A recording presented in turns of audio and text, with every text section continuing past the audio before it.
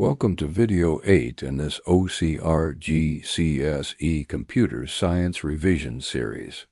This is Spec Point 1.2.5, Compression, and it's the last piece of Topic 1.2.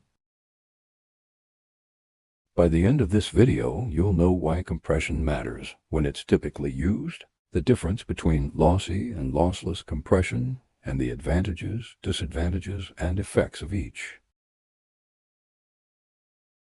Files, especially images, audio, and video, can be large.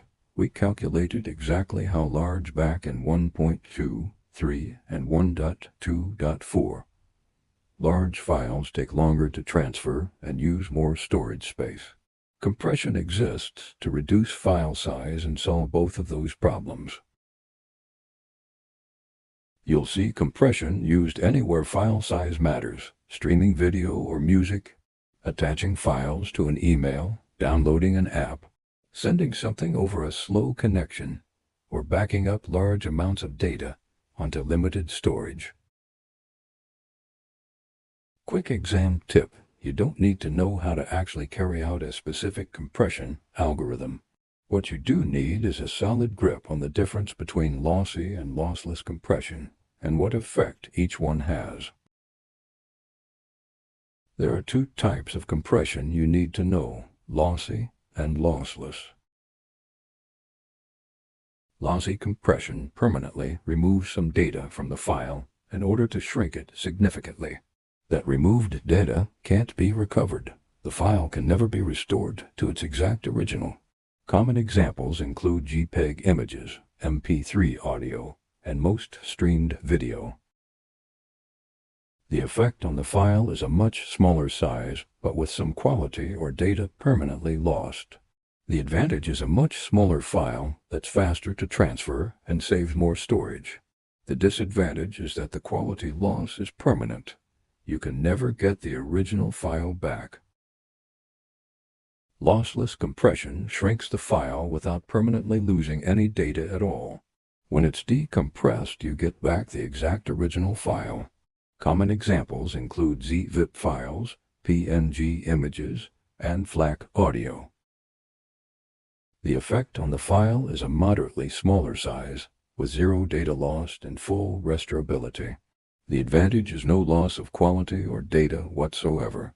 The disadvantage is that it simply can't shrink the file as much as lossy compression can.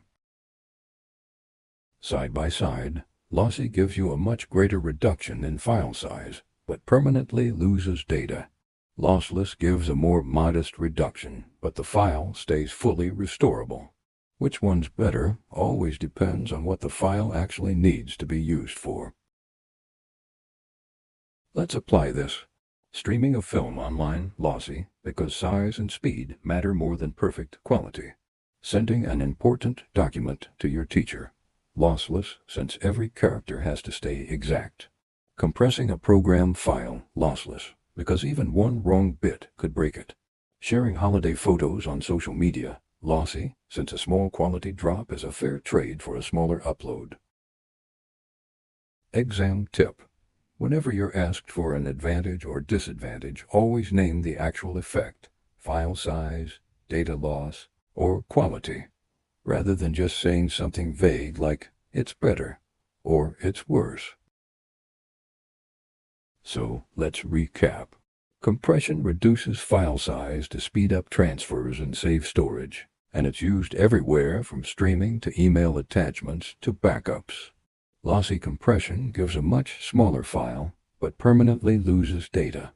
Lossless gives a smaller file too, but with zero data lost and full restorability.